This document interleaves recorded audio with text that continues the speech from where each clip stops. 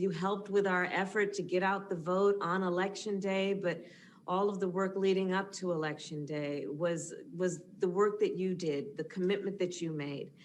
And as our president-elect would say, listen, I'll tell you, I'm clear. I would not be vice president-elect, and Joe wouldn't be president-elect without you. And so this is about all of us, and it's about our democracy and doing this together.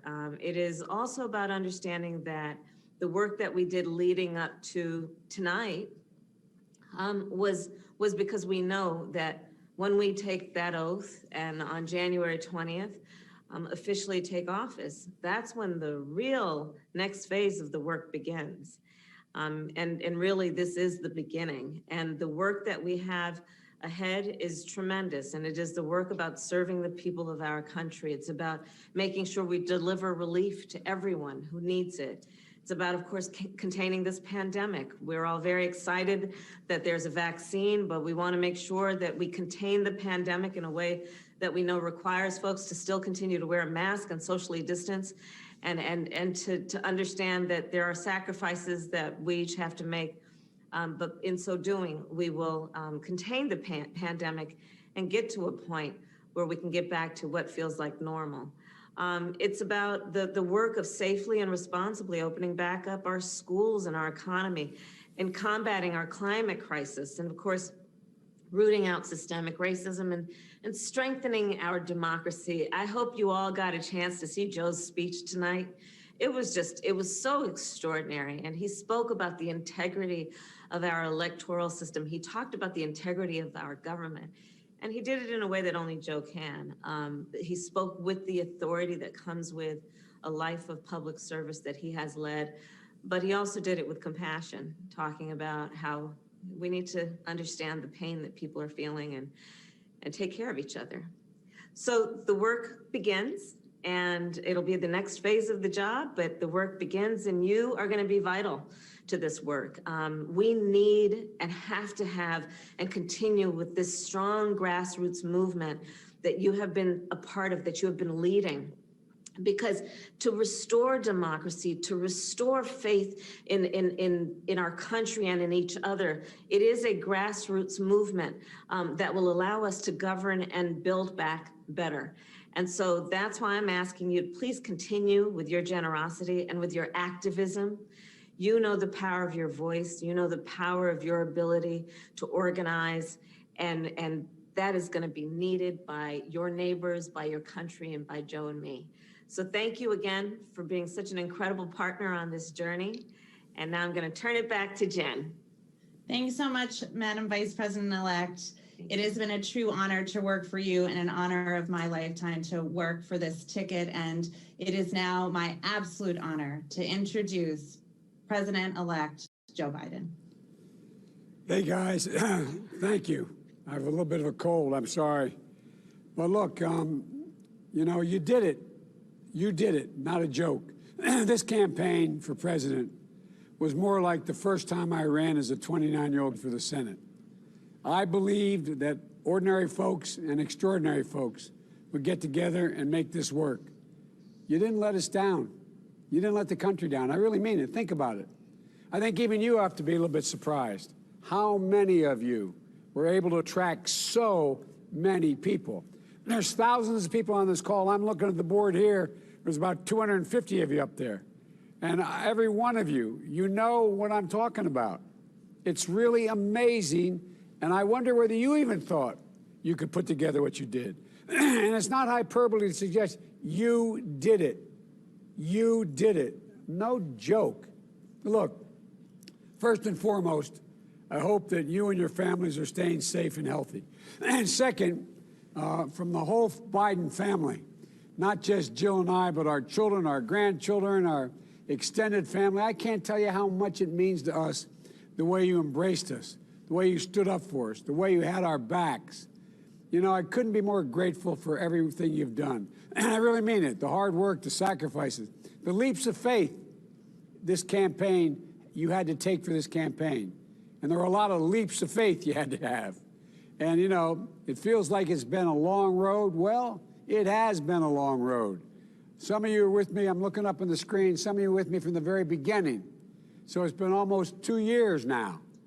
Many of you are with me from day one. Together, we celebrate incredible highs that when we stuck together, and those times were really low, when they counted us out. But you never counted us out. But we never, ever gave up or forgot who we're working for, the American people, the folks I grew up with, that you grew up with, folks like my mom and dad, my uncles and aunts. Jill and I are so thankful for every one of you. I really mean it.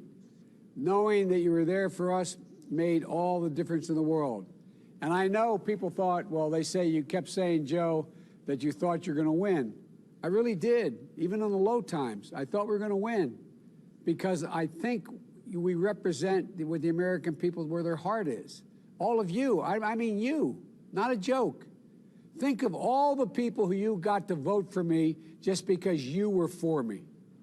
I'm not joking. Think about that. You so underestimate the power of your principles. You so underestimate the power of your decency. You know, you kept faith when we needed it most, and you gave us a lift when we needed to compete all across the map. You know, with our very democracy on the line, it's not hyperbole, it was. You helped us build the broadest and most diverse coalition in government history, in presidential history, for real. Not just Democrats and Republicans and independents, young and old, urban, suburban, rural, black, white, Latino, Asian American, Native Americans, gay, straight, transgender. It's because of you we garnered more votes than any presidential ticket in history. Your decency, your compassion, your honesty, your way you treat people with respect. It's because of you that we elected the first woman, the first black woman, the first woman of South Asian descent, the first daughter of immigrants to be Vice President of the United States of America. And you're never going to regret it. Watch her.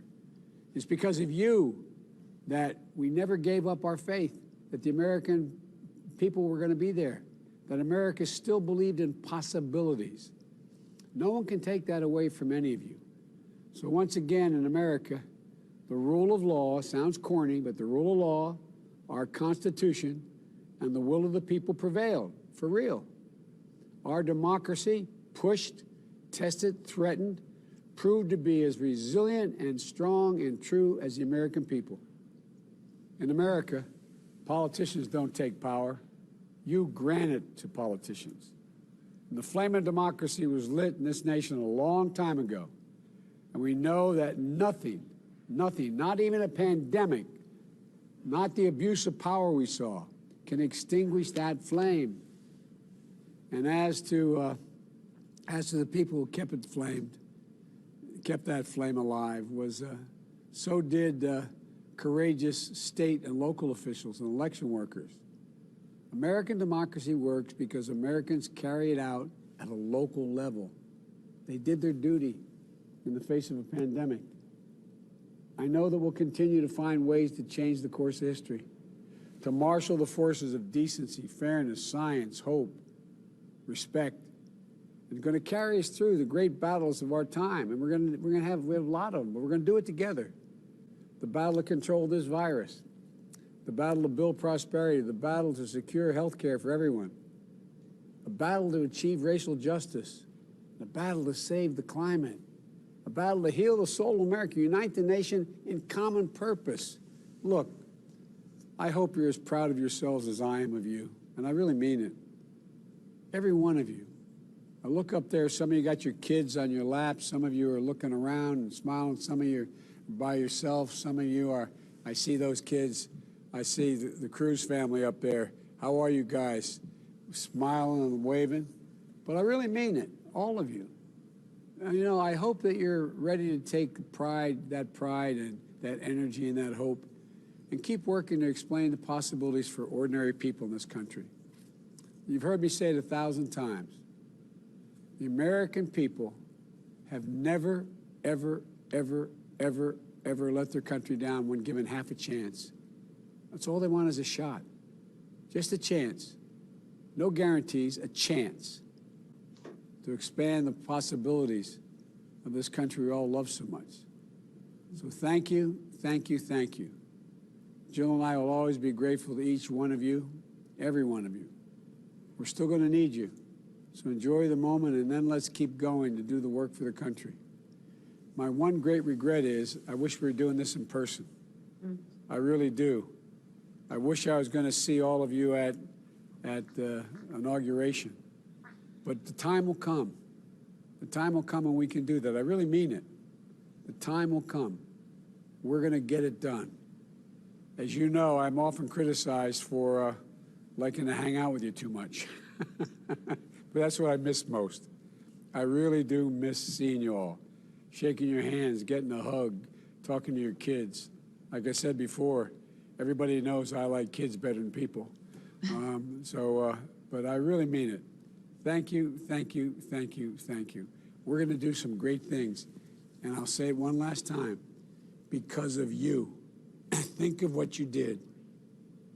If I ever told you before this campaign started that through the grassroots you'd raise well over $1.5 billion for a campaign, average contribution like $34 or something like that, if I told you you were going to be able to put together the kind of operation you did, I think you would have thought you'd put me in an asylum. But that lady right there was a large part of it happening. And I want to thank her. You did a great, great job as campaign manager. And she'll tell you she tried to get away, but I'm keeping her. She's taking her to the White House. I still need her badly. So anyway, as you've heard me say 100 times, my mom would say, hush up, Joe, and take some questions. But thank you, thank you, thank you. But stay safe. We're going to beat this virus, but stay safe. It's going to take a little time. Okay, sorry. Thank you, sir. And we're going to do a few questions. So many of you submitted questions. And so we loved hearing from everyone. We're going to take a few. And the first question is going to be for the president-elect. Hi, my name is Marisol Estevez, and I'm from New York City. My question for President-elect Biden is, what is your plan to address the pandemic and give families the relief that they need? Well, as you know, last week marked a tragic milestone, another tragic fight against COVID-19. More than 3,000 deaths in one day, the highest single death count in this pandemic. And for Black, Latino, and Native Americans, we're nearly 3 times as likely to die from COVID. It's a mass casualty event. And we're in the teeth of this crisis. Last week, I announced that I had 3 objectives and initiatives that I'm asking my team to complete in my first 100 days in office. Number 1, I'm going to ask the country to mask for 100 days. Just count the days, everyone, no matter where they're from. I'll sign an order on day 1 to require masking where I can, like federal buildings, interstate travel, on planes and trains and buses. And we're going to require masks wherever possible. But this goes beyond the government action. We need your help. Wear a mask for 100 days. Help yourself, your family, your neighbors, your community. Whenever politics, this is not about politics. 300,000 people. 300,000 people to date. Dead. 300,000. More than died in all of World War II. This is not right. We've got to, the second thing I'm going to ask relates to this. I'm going to commit to 100 million COVID-19 vaccine shots within the first 100 days of our administration. We'll follow the guidance of the scientists and get the vaccines to those most at risk. We've got good news this weekend. FDA approved the Pfizer, BioNTech, and COVID-19 vaccine for emergency use. And I want to make it clear to the public, you should have confidence in this. There's no political influence that brought this about. Third thing, I believe we can do, open most of our schools in the 100 days after we're sworn in if Congress provides the funding we need. If Congress provides the funding we need to protect students, educators, and staff, and if all states and cities put strong public health measures in place, that we all can follow, then my team's going to work to see to it that the vast majority of schools in America can be opened by the end of my first 100 days. I'm going to work to provide relief to families so they can recover and rebuild. That includes COVID-19 testing, treatment, and vaccines for everyone. It's going to take a while. Funding for state and local governments so they have the support they need to stop the outbreaks and recover. Restart a package of support for small businesses and retain and rehire workers. My first 100 days won't end COVID, but I'm convinced that in 100 days we can change the course of this disease and change the life of America for the better. And people, when they see it, they'll know it makes a big difference. So that's what I'm going to try to do. I'd say what Kamala and I and our whole administration is going to try to do. Thank you so much, sir. So our next question is for Vice President-elect Harris. Hi, I'm Jessica from Olney, Maryland. How are you going to bridge the huge divide in our country and bring back hope and unity that we so desperately need? Thank you. So, Joe says it all the time, that he ran as a Democrat, but he's going to be a president for all Americans. And I will do the same as vice president. I think that Joe and I both know, regardless of who people voted for, that we have to bring the country together by focusing on issues that are important to all Americans. And right now, front and center, all Americans, regardless of who they voted for, where they live, how they identify, want us to contain COVID and do it by making sure that we're going to have free testing for everyone, treatment and vaccine for all Americans. And in that way, we all have everything in common, in spite of what might be other characterizations about how we might be different. All Americans are going to want to know that they can get immediate relief if they need it. And that is everyone from the small business owner to the person who works for a small business. It is the folks who are trying and struggling to pay their rent or are afraid they may lose their home for fear they can't complete or pay their mortgage. These are things that affect all Americans, regardless of who they voted for. And Joe and I are going to prioritize those issues because that is what the people deserve in their leaders. Think about what we need to do to build back up the economy and build back better in a way that works for working people. Most people are hired without ever offering or anyone knowing their political affiliation. It's about the work that needs to get done and the value and the dignity of work, which all Americans, they care about. And Joe and I care about that. It's about addressing, what I like to call the 3 in the morning issues. When people wake up at 3 in the morning, worried about how they're going to get through the end of the month. Are their kids okay? What does the future for their family look like? These are the issues that are going to guide our priorities. And these are issues that affect everyone, regardless of their race, regardless of their age, regardless of their background, and certainly regardless of who they voted for in the election.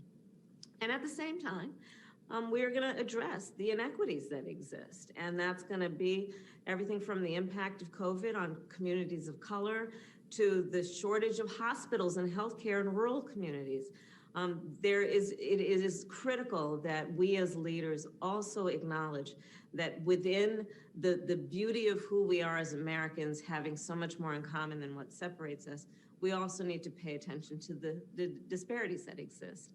But I do believe by focusing on issues that matter most and solving problems in people's lives, that we can start to restore trust and bring the people and bring all people together. And so that's going to be our guiding principle. With your permission, can I add something to that? Please. Something to that. Please, yes. I didn't get a chance to tell you, Kamala, I spoke a little earlier, but I didn't get a chance to tell you, Kamala. 7 of your colleagues have already called me, Republicans. 7 of them, mostly senior, saying they want to work with me, saying they want to work with us. And I didn't get a chance to talk to all of them, but I did talk to one of the most senior members. And they said, Joe, we've always been able to work together, and there's a lot we can work on. And there's so much that they understand that has to be done.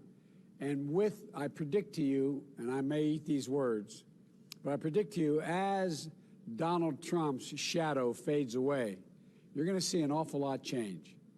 This particular senator said he's willing to work with me on how we deal with China, what we're going to do about COVID here at home, whether or not we can do something about the health problems, as well as working on infrastructure. Look, there isn't anybody out there, and all the Republican neighbors you have, the average person, they know what we have to do. There's things we have to do. They're really, it's not partisan whether or not you're going to make sure the bridge you drive over to get to work, if you're getting to work, is safe and not going to collapse. There's an awful lot going on, getting kids back to school. So I really, I don't think I know I've been criticized heavily for saying from the beginning, we've got to unify the country. I think you're going to be surprised. It's going to take 6 to 8 months to get it underway, but I think you're going to be surprised. We're going to have a lot of people wanting to work with us because Kamala and I have one thing in common. I've never once misled any of my Republican colleagues, not one single time. And they know they can trust Kamala as well. And we can figure out where we can cooperate, where we can't. We have our arguments. But you're going to find the things that are struggling, everyone's struggling with. Your Republican neighbor doesn't have a job or is worrying about whether they can pay their mortgage. Unless you're at the very wealthy end of the spectrum, you got a problem. And so we can put this together. We can put this together. I really believe it. And I think evidence is the people have already called just in the first 20 minutes after it was official. I'm sorry. I apologize. Well, that was wonderful, both of you. And we have one last question tonight that has been submitted to both of you. So I think we'll start with Vice President-elect Harris. Hi, my name is Carrie, and I'm from Atlanta, Georgia. I want to know, what is something exciting and fun that you want to do when you get to the White House? Thank you. Well, Carrie, you know, one of the things that I'm looking forward to is cooking. And my husband, Doug, is looking forward to the same. But, you know, as the president-elect and I said on the campaign trail, you know, we're in the midst of 4 existential crises. A pandemic, a recession, a long overdue reckoning on racial injustice, and of course the climate crisis.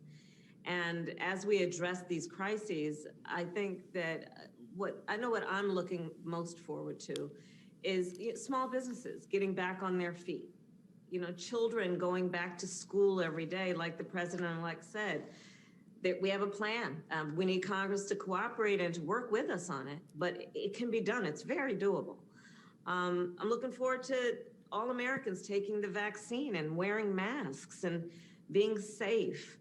I'm looking forward to, I'll tell you, I'm so looking forward to next year and the holiday season and being with our family in person. I know all of us are, you know, Thanksgiving is one of my favorite times of the year because it's just about family and food. And, you know, Doug and I, we did the one household thing. We didn't bring everybody together like we normally do. And I cooked, you know, we usually have 2 turkeys and the whole bit. Lots of people. But so everyone has some version of this story and the sacrifices that are being made. And I am truly looking forward to next year, knowing that we are going to make progress. And again, with the help of everyone here. And, you know, more broadly, I'm looking forward to helping to create an America where everyone can see a better future for themselves and their children. You know, my life experiences from the circumstances of my birth on tell me that the promise of America is that all things are possible. And I really want to help make that a reality for all Americans. So thank you for the question. Am I supposed to answer that question? Yes, you too. Okay. Yes, you too. I have, quite frankly, Carrie, a more mundane answer. I'm looking forward to using the White House to lift people up. I mean, just personally. I'm looking forward to do the kind of things I used to do as vice president. If you're going down the road to work at the White House at the time when the vice president's residence, and seeing someone in the corner looks like they got a problem, stopping and ask them to jump in the car with me and go to the vice president's office with me. Not a joke. I'm looking forward to being able to look you all in the eye. And when you see that, you have that little boy or girl with you who stutters, me being able to say, can I take them on Air Force One with me? Can they fly with me? Can I do the things that made a difference to me as a kid, not anything that grand, but just reaching out, just to try to deal with people and just make them happy. And it's not a bit, I'm not making nothing grandiose about it. But, you know, there's an awful lot of folks that I keep in contact with to this day. But I like to, and I can hardly wait for, on the weekend, my granddaughter's coming home from school and running up the stairs of the White House to hang out with their pop. You think I'm joking. I'm not joking. Everybody knows that about me.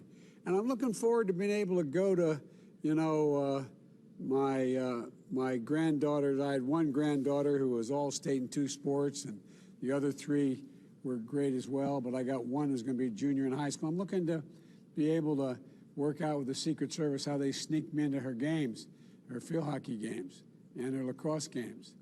I'm just looking forward to doing ordinary things that make people realize that I may be president, but I'm no different. I'm like they are. That's where I come from.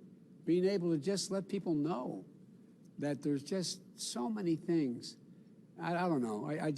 And I look forward to going to Eastern Shore, Maryland, and you better pay attention to me when I get there, Carrie. But all kidding aside, just the little things that I think, you know, don't you all feel great when you're able to make somebody smile? I don't mean that. I really mean it. Imagine what you'd do if you lived in that house and you made it more spontaneously open. I don't mean with great big events. I mean just the little things that can change somebody's life. At least that's what I hope to be able to do. They're the things. They're not going to change the world, but they're the things that give me the most pleasure. But we have to deal with the COVID piece first, get it all underway. And I'm looking forward to, I really mean it, I'm looking forward to finding events and opportunities to get you guys to the White House, get you guys to the South Lawn, get you guys to be able to hang out with us a little bit. I really mean it, not a joke. In the meantime, you know, I wish you all a safe and happy holiday, but stay safe. It's going to get better. It's going to get better. I promise you it's going to get better. Not because of us, because of you. It's going to get better. You realize what you did. They gave us no chance. You did this. And that's no malarkey. You did this. We organized a lot. We did a great job. Don't get me wrong. And I was smart enough to pick somebody who could carry me on her skirt tails I could hang on to. But all kidding aside, you're incredible. And I wish I could personally thank each and every one of you, personally. In the meantime, stay safe so I get a chance to do that, okay? Love you all.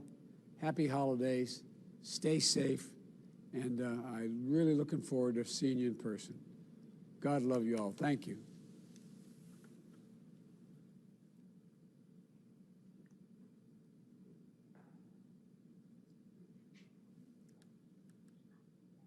We're all frozen here. Is that it? I think so, sir. They're amazing, aren't they? When you Yeah. think about this, I mean, Kamala and I talk about this a little bit. They're absolutely amazing. Astounding. I just can't get over it. I really can't.